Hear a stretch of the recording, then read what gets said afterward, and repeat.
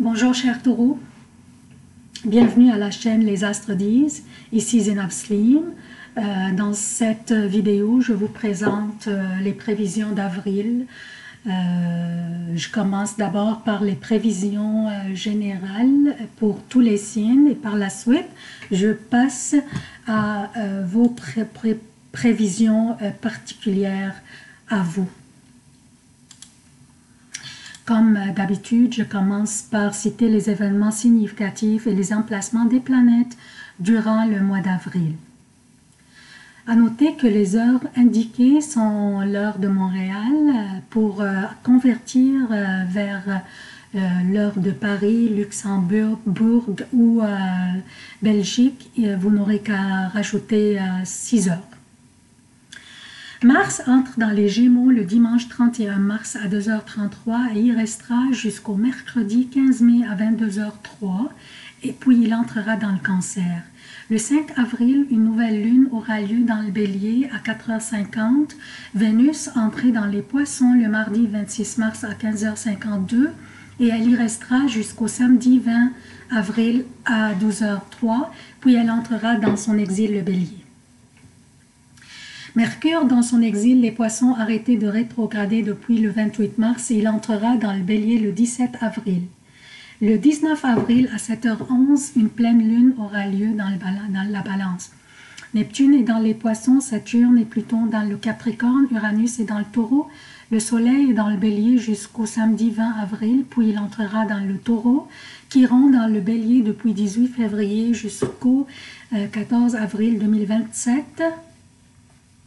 Jupiter commence à rétrograder le 10 avril jusqu'au 11 août. Pluton commence à rétrograder le 24 avril jusqu'au 3 octobre. Saturne commence à rétrograder le 30 avril jusqu'au 18 septembre. Maintenant pour les prévisions générales pour tous les signes. Je tiens d'abord à vous dire que le mois d'avril est beaucoup mieux que le mois de mars.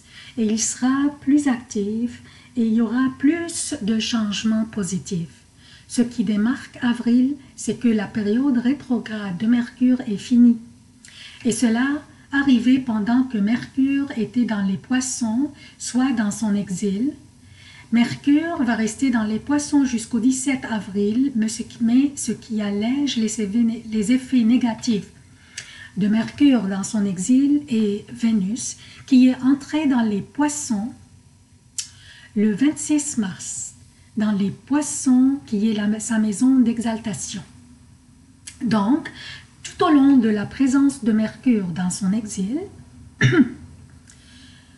les Poissons, du 1er au 17 avril, Vénus sera là jusqu'au 20 avril pour alléger ses effets négatifs. En mars, ces effets de Mercure dans son exil, et en plus il rétrogradait, nous rendaient distraits, confus, et rendaient notre vision brouillée et nos pensées embrouillées. En plus, il était conjoint à Neptune, qui représente l'évasion dans l'irréel, l'impressionnabilité, les rêveries, le virtuel, l'illusion, le laisser-aller, la tromperie. Donc, Neptune intensifiait les effets distrayants de Mercure rétrograde. On oubliait les dates peut-être, les jours. Nous sommes dans quel jour, nous sommes dans quelle date. C'est pas si pire, c'est pas si grave, mais aussi on oubliait l'information, on oubliait les instructions que nous recevions. On était simplement confus, un peu. À tout le moins, moi-même, je ne sais pas vous, on avait même une confusion émotionnelle. On a mis en question beaucoup de nos pensées et nos principes. Je vous dis de mon expérience personnelle ce que j'ai vécu moi-même. Quand je l'ai prévu, je me suis dit non, je ne vais pas tomber dans le piège de Mercure, je vais faire une attention particulière. Je l'ai regardé dans les cornes. Il n'a pas des yeux. Je l'ai regardé dans les cornes et je lui ai dit, je ne vais pas tomber dans ton piège. J'avais ouvert ma chaîne au début du mois de mars vers la fin de la première semaine. Et après une semaine ou deux, j'ai eu plus que 250 abonnés et j'étais très fière de moi. Puis j'ai fait une erreur, j'allais peut-être trop vite, j'étais trop enthousiaste et trop fière. Et j'ai fait une erreur stupide qui m'a fait perdre ma chaîne et tous les abonnés. Et j'ai dû recommencer à nouveau. Donc je retournais au point zéro. Et ce qui est ironique est que je l'ai prévu. J'ai même perdu les vidéos que j'avais déjà téléchargées. Je me suis battue à cause de cette erreur, mais ensuite je me suis pardonnée quand j'ai entendu les nouvelles concernant l'avion de British Airways qui a atterri dans le mauvais pays. Il a atterri en Écosse au lieu de l'Allemagne. Et c'était le 25 mars. Ça ici, il faut souligner aussi quelque chose. Quand une planète rétrograde, les effets de sa rétrogradation sont intensifiés au début de sa période de rétrogradation et à la fin de la période de rétrogradation. Ici, moi, j'ai ouvert ma chaîne au début de la période de rétrogradation et l'avion qui a atterri dans le mauvais pays, c'était le 25 mars, donc vers la fin de la période de rétrogradation. Ils ont dit que le vol semblait parfaitement aller jusqu'à ce que les passagers réalisent que leur avion avait atterri dans le mauvais pays. Ils ont dit qu'ils ont lancé une investigation, mais moi, s'ils me demandent, je leur dis, mais oui, je connais déjà c'est qui le coupable. En passant, je suis curieuse à savoir comment Mercure vous a taquiné durant le mois de mars. J'apprécierais si vous partagiez vos expériences les plus significatives dans les commentaires. Et si vous pouvez indiquer de quel pays, quel est votre pays de résidence, j'apprécierais. Je suis vraiment curieuse à savoir. On pourrait partager notre expérience. Donc, aussi, durant le mois de mars, Uranus est entré dans le Taureau, dans votre signe, le 5 mars. Et toujours quand une planète extérieure change de signe, au début de son entrée, elle s'annonce intensivement, comme si elle est en train de dire « Hey, je suis là ». Le fait que le Soleil aussi est dans le Bélier et il est en exaltation signifie le commencement d'un nouveau cycle astrologique et il signifie une énergie puissante nous motivant à aller de l'avant, à innover, à créer, à être prêt à partir et à prendre des initiatives. On remarque aussi que toutes les planètes sont positionnées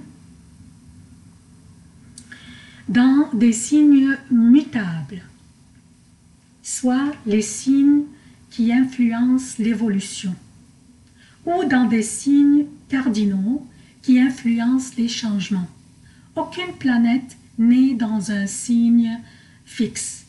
Donc, on conclut que l'énergie est plutôt orientée vers l'évolution et les changements, plutôt que le statu quo. Aussi, j'aimerais signaler que cette année est une année de préparation et toutes les décisions que nous prenons maintenant durant cette année vont déterminer notre destin personnel et professionnel pour les prochains 20 ans. Nous sommes en train d'établir les fondations pour les prochains 20 ans. C'est un peu intimidant, je sais, mais Saturne conjoint à Pluton et le nœud sud dans le Capricorne nous demande de faire nos preuves, faire les efforts nécessaires pour réaliser nos rêves et établir aussi les fondations cette année de ce que vont avoir l'air les prochains 20 ans.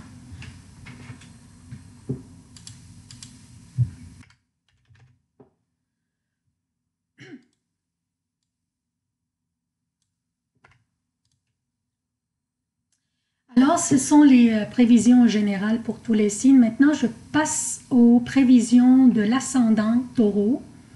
J'ai inséré un lien vers un site internet où vous pouvez calculer votre ascendant. Si vous ne connaissez pas l'heure de votre naissance, vous pouvez aussi écouter ces prévisions parce qu'ils pourraient aussi s'appliquer sur votre signe solaire.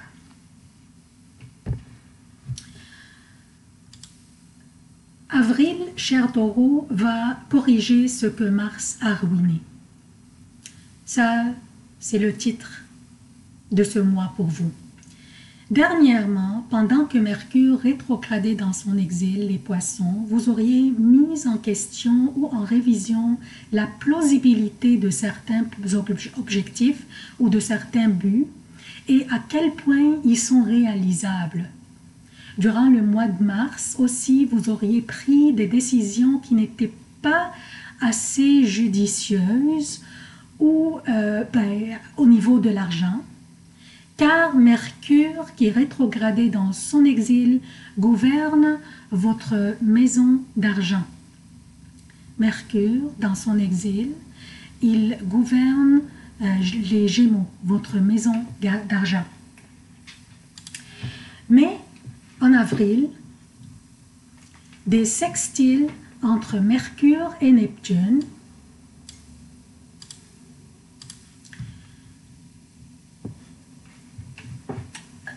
donc en avril, des sextiles entre Mercure et Neptune, ici, dans les poissons, et Saturne et Pluton dans le Capricorne. On voit ici les deux sextiles entre les planètes. Et entre Vénus dans les poissons et Uranus, ici, dans votre signe, font en sorte que vous ayez la protection des astres et les solutions, quelle que soit la complexité des problèmes, dès le début du mois. Et c'est rassurant, d'après moi.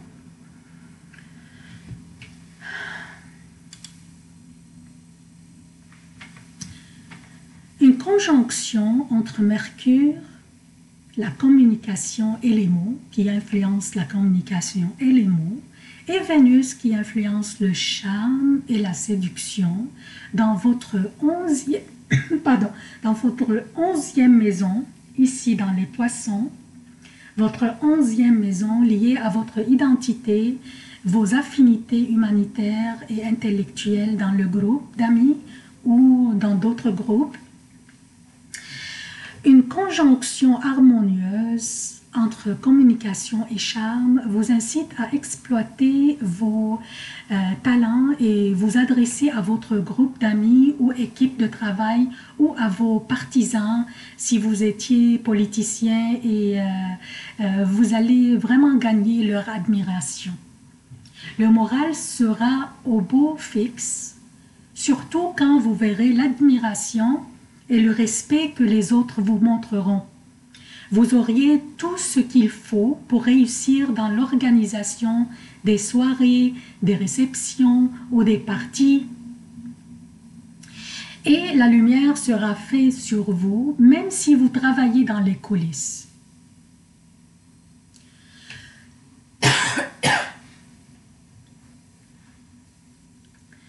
Aussi, la présence de Vénus dans votre 11e maison,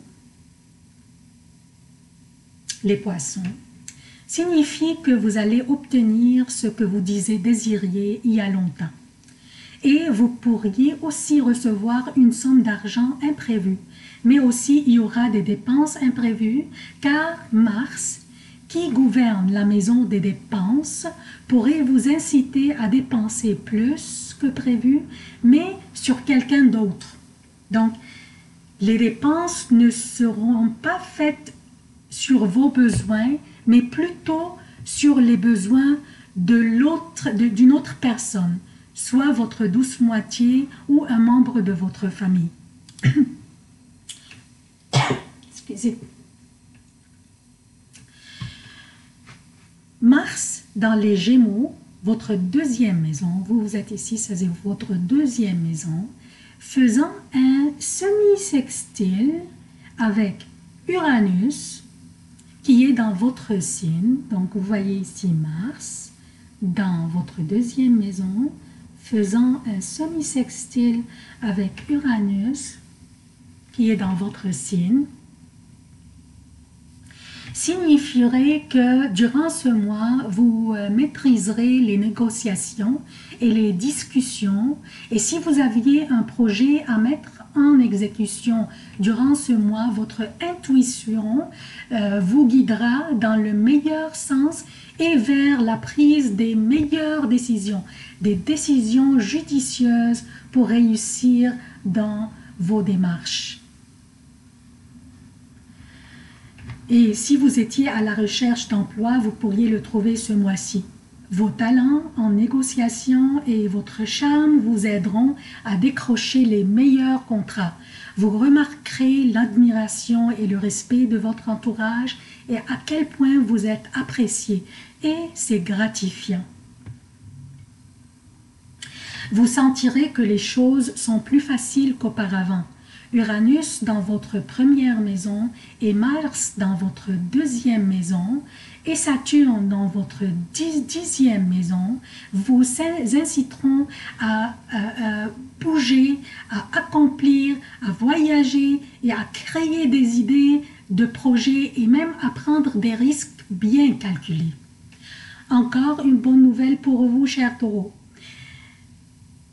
La rétrogradation de Jupiter à partir du 10 avril, en opposition de votre maison d'argent, en opposition de votre deuxième maison, signifie, vous voyez ici, signifie des gains financiers inattendus. Donc, d'ici que Jupiter, à partir de 10 avril jusqu'au 11 août, attendez-vous à des gains financiers.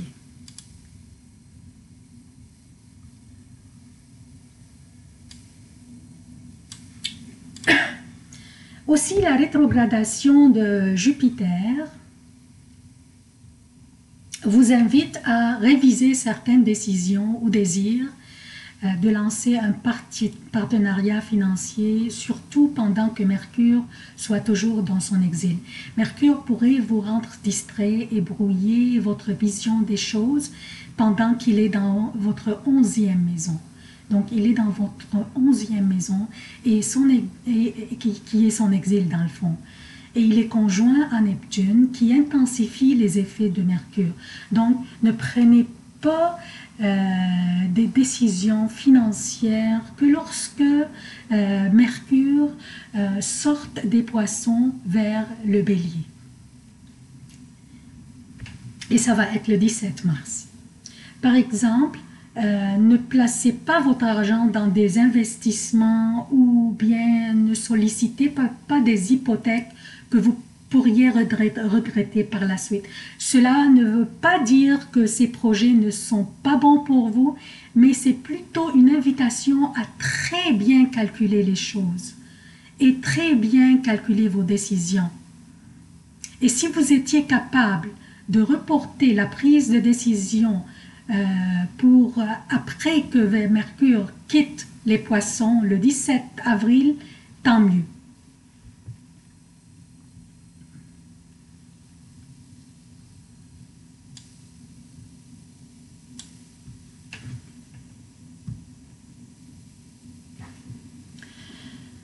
Quand le soleil qui gouverne votre 4e maison, le soleil gouverne le lion qui est votre 4e maison, entre dans votre signe le 20 avril,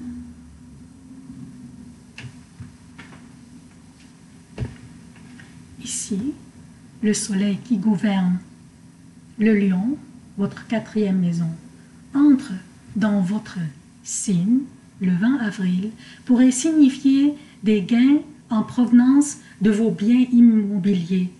Un achat ou une vente pourrait avoir lieu, vous offrant la possibilité de gagner gros. Quand Vénus entre dans votre 12e maison, le 20 avril aussi, Vénus, ici, dans votre 12e maison, vous auriez tendance à vous isoler et votre énergie pourrait devenir un peu basse. Car Vénus est dans votre car Vénus est votre gouverneur et aussi le gouverneur de votre 6e maison, et elle est dans votre 12e maison où l'énergie est plus basse que les autres maisons.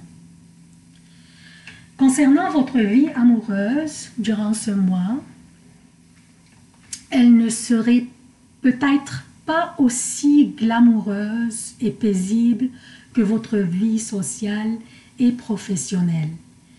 Il vous faudrait montrer à votre douce moitié à quel point vous l'appréciez et vous l'aimez. Il vous faudrait faire des gestes affectueux pour montrer votre sentiment envers votre douce moitié. Durant ce mois, vous pourriez avoir à faire des compromis, surtout à partir du 20 avril. Vous pourriez vous trouver dans une situation délicate où vous auriez à prendre une décision fatidique, où vous pourriez avoir le sentiment ou l'impression que votre relation amoureuse n'est pas saine et pas équilibrée, peut-être. Vous feriez face peut-être aussi à des sentiments contradictoires à propos de votre relation amoureuse et vous pourriez avoir un choix difficile à faire. Pardon. Donc, ce sont les prévisions générales du mois pour vous, chers taureaux. Des vidéos hebdomadaires plus détaillées suivront durant le mois. Je vous indiquerai les journées les plus chanceuses, les journées les plus difficiles et vous pourriez vous organiser en conséquence. Et aussi, je travaille présentement sur une vidéo pour les signes, pour tous les signes portant sur Chiron et ses effets sur nous tous. Pour les vidéos de la première semaine du mois d'avril, elles vont être téléchargées durant la fin de la semaine, durant cette fin de semaine. Finalement, j'aimerais vous demander, j'aimerais faire appel à votre générosité, s'il vous plaît, chers abonnés. S'il vous plaît, soutenir la chaîne, abonnez-vous, activez les notifications, aimez, commentez et partagez les vidéos. YouTube, dans quelques mois, vont faire une évaluation de la chaîne et si je n'avais pas suffisamment d'abonnés et des visionnements, ils pourraient la fermer. Donc, j'aimerais aussi me remercier pour avoir visualisé la vidéo et à la prochaine. Merci.